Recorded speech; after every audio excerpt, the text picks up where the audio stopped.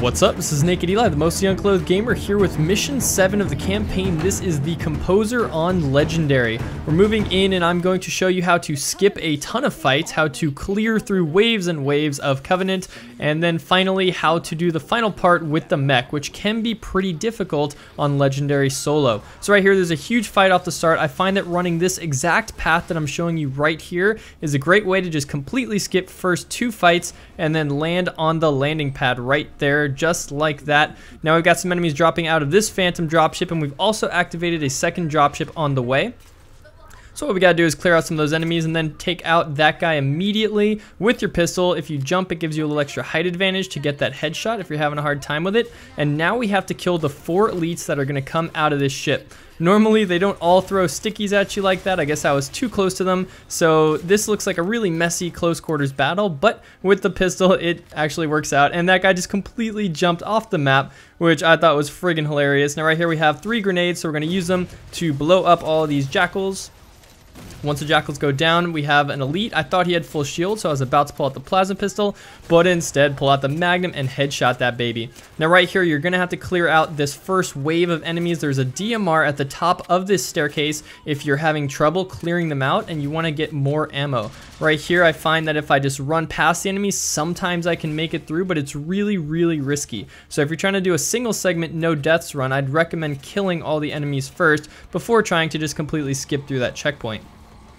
Right here, there's a few grunts on the stairs. No worries, these guys are easy to take out. And then at the top, I like to use this railing right here as some cover to clear out the enemies on the top. Now, I tried doing like a concussion rifle jump off the side to see if I could come straight up to here, but the grenades actually kill you in this game. I did not try it with the tilt skull, so maybe on mythic difficulty, if I ever do a guide for those, if we have lasso weekly challenges or something like that, or like some sort of competition or contest that I'm gonna help you guys out with, because I do love the mythic campaign and love the skulls, and I do love Mythic Tyrant, the leader of the mythic community. That's actually how I got into speedrunning in the first place, was first through mythic and then through just legendary speedruns. So right here, this is segmented. Obviously, I've cut out all of the deaths in this run, so you're not going to see all the sloppy parts. I'm just going to show you the most efficient ways to clear out all of the enemies. And when you see the little HUD change, that's when you know that it was cut at that point. Now right here, I'm going to stick this guy, run straight past him while he's freaking out from the stickies on him. You can grab the sticky detonator and use the thruster pack to completely get out of there. Then it's basically just like the achievement where they want you to kill both hunters with just the sticky detonator. You have tons of ammo from the first one you picked up, and there's also ammo in this room that I've been picking up. So you have plenty of sticky detonator ammo to take out both hunters on legendary like it's nothing from that room. Then we gotta wait for a little button. I hate the parts where you actually have to stop the run just to wait for some dialogue and then press the button. There's so many buttons in the Halo 4 campaign. I don't know why they did that, and they're all these little weird quick time events. Like, it's not like in previous games, at least when you push the button you can keep on moving, but here it like freezes you, it pulls you in, and then it sucks you back out, spits you out, and I don't really like that. Now right here we can thruster pack. If you want to go to the right where it says atrium, there's a terminal under there if you have not found the terminal just yet. But if you have and you want to continue on with the mission, there's going to be some dialogue waiting to again open a door. This time we don't have to press a button to open it though. If you want some extra sticky detonator ammo, there's some right here next to this little computer. And these guys are actually having a funny conversation about the Mantis. I don't know exactly what they say, but if you go around, all the Marines have different dialogues. One talks about having inverted controls on the Mantis and he's freaking out. This guy's like, oh, I can't fight Covenant, I just know how to transport boxes. So I like the little audio, basically. That's what I'm trying to say that they put in the game. Now right here, if you kill that guy, this will cause this little area to go a little bit faster. If you don't, he'll like sit there at the computer and take his time and try to open the door for you. So it's a casualty that had to happen. And the sticky detonator is really good for taking out 2 to 3 enemies at a time. Just sort of place it in between any pack of enemies that you see, and it'll do a great job. Right here, there's 2 grunts around that corner. Take them out, and then right here, gonna grab this carbine to headshot the guy off the turret, as well as the other grunt in the room. And then here, I thought the sticky dot would take him out, but it didn't, so just pull out that carbine and headshot him too. And then this room, there's tons of enemies. I'm going to show you a cool little trick. It's kind of like an Easter egg, but not really. So we're going to stick and take out this guy with a sticky detonator. Now there's a few grunts freaking out. What we want to do as fast as possible is get to here, open the airlock, and you can actually cause all of the enemies to get sucked out into space. And then you don't have to fight any of those enemies, which is pretty friggin' awesome. Once you clear out those two vents, you can go to the next area.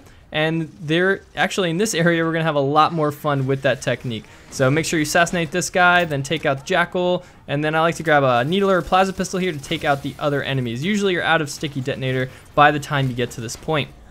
Watch out for the two grunts on the left.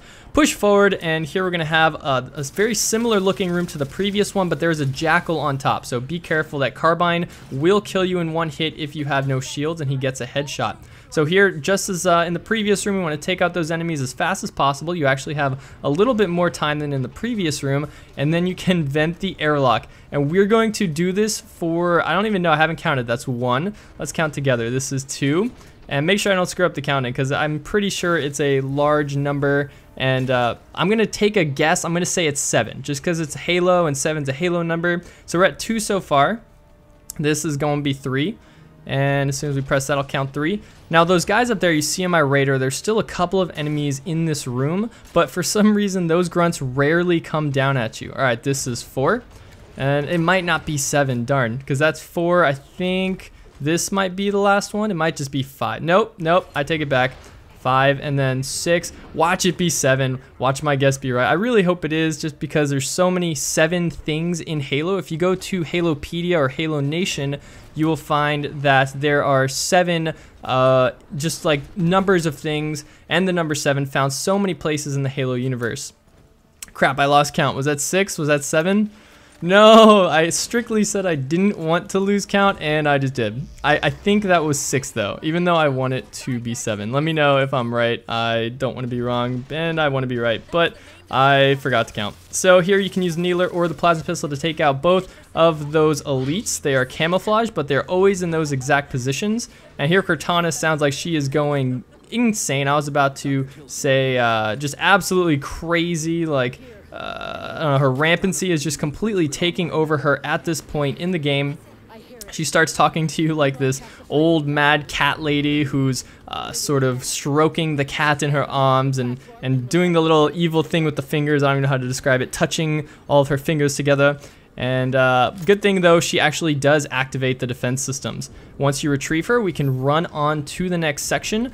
And we're pretty much blazing through this mission. You know, the rally point alpha, I forgot to mention, was 3 minutes in. So the entire rest of this mission is from the first rally point. Take out these two guys and then just DMR this guy in the head. We have plenty of ammo for all of our weapons at this point.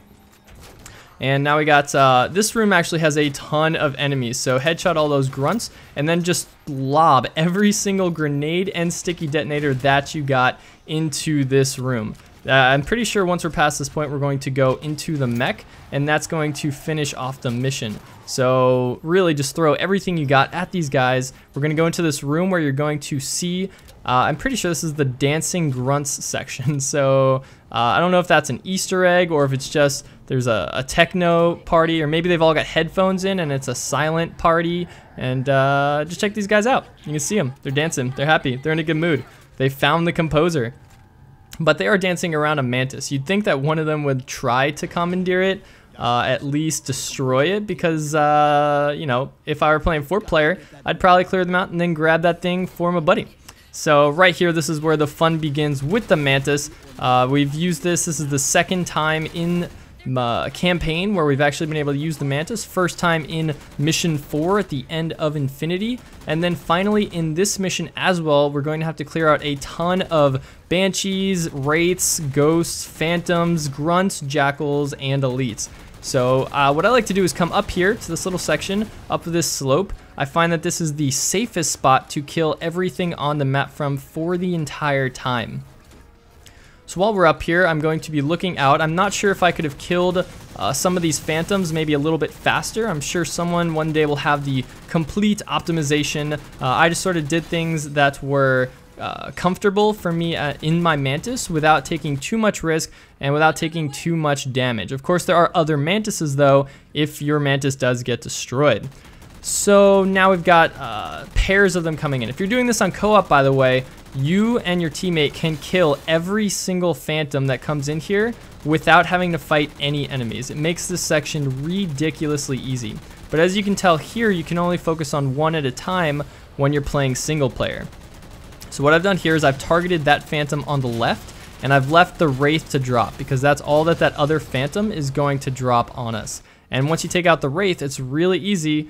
There's no other enemies that it drops. Now I've got two more coming in, so starting to target the one on the right, but then I realize I want to actually shoot the one on the left, and I'm trying to take it out before he drops the Wraith, but I'm pretty sure my missiles don't come back in time. So maybe if I'd done that a little bit earlier, shot it a little bit quicker, I wouldn't have taken all this damage from the Wraith. Another reason I wanted to take that phantom out is because the grunts on the side as well as the concussion rifle on the tip of the phantom completely destroy you on legendary. And so if you blow up that phantom particularly, it doesn't harm you as much when it's entering or leaving that section. Now this part is a lot of banshees coming at you, and what I do appreciate in this campaign is that the banshees are much stronger and much smarter than in, let's say, Reach, for example, where they basically just flew around like idiots. I was gonna say here they don't usually fly like idiots, but sometimes they do, as you can tell. But they are definitely more aggressive and they tear you apart whether you're on foot or in a vehicle. And so I really like that aspect of the gameplay. As you can see, I'm on fire, so usually when you're on fire, it's a good time to go get a Mantis, but I find that the waves come so quickly that if I'm able to actually clear out the particular enemies that I want, it's better to not get out of my Mantis. And you'll see why. See right here, there's already 2 new batches dropping in, and if I had to go find another mech, drop out, get in it, then that would be killing a lot of time. So right here, I'm instead just trying to blow this guy up before he drops all of his enemies out. And I believe that I do not succeed in taking out those enemies, but I do succeed eventually maybe in killing all the things that he drops. So there we go. So like I said, there are probably other ways to optimize this by taking out, let's say, that phantom a little bit earlier. It's basically it takes 2 full rounds of missiles as well as 2 full rounds of your turret. So if you can target them before they completely come inside, that's your best chance for blowing up half of all the phantoms that come in. Now right here I noticed that the banshees have come back, and this is the last wave. So I start to move over towards the right, and then I think you have to take out 1 phantom and 1 or 2 banshees to activate this cutscene. Now I drop off the platform that I wanted to be on, so instead I make a little tool for myself. I'm gonna pop the Mantis right there, hop out, and then just thruster pack over. And now we are at the objective, and you don't have to kill the rest of the enemies for the final wave. And that's pretty much the end of Mission 7. There's literally no more fighting after this point. It's all story development. Literally 2 full minutes of story development, which honestly as a speedrunner is not something I want to see, and as a person playing the campaign multiple times, it's not something I want to experience. I think it's really great the first time through, but in future playthroughs it's like the Long Night of Solace cutscenes that you couldn't skip. It's just one of those. It's like a 2-minute cutscene, and it's kind of annoying after, you know, really doing this multiple times as a speedrunner. So if you don't know what's going on in the story, I'm not going to spoil anything, but real briefly, that is the Composer, which is very bad, very deadly, and we are near planet Earth, so we kind of don't want them to get the Composer because it can do bad things to the human population. It took Infinity like I don't even remember, like months or years to move the Composer to this location from Requiem. And now the Didact's just basically sucking it back up into his ship, and he wants to use it on planet Earth. So this is really, really bad. We're basically just helpless right here watching it, and they're going to devise a way to go catch up to the Didact in Mission 8. So if you want to watch that final gameplay, I'll show you how to cruise through that section and beat the rest of the mission pretty handily. It's actually not as bad as I thought it would be. I was practicing this morning some speedrunning techniques and tactics, and luckily it was not too long, and it wasn't too easy and wasn't too hard. I think it was just right. Actually, my favorite mission in the game is Mission 8, Midnight. So check out that speedrun if you want. We're just waiting for this button to be pressed long after the dialogue has ended between Master Chief and Crazy Cortana. And so that is the end of the game. So click on the left for the final mission, or if you want to see one of my first SWAT games where I get a killing frenzy, we got some callouts on Haven and great BR gameplay if you want to check that out. Subscribe for more if you have not already. This is Nak3d Eli. Thanks so much for watching.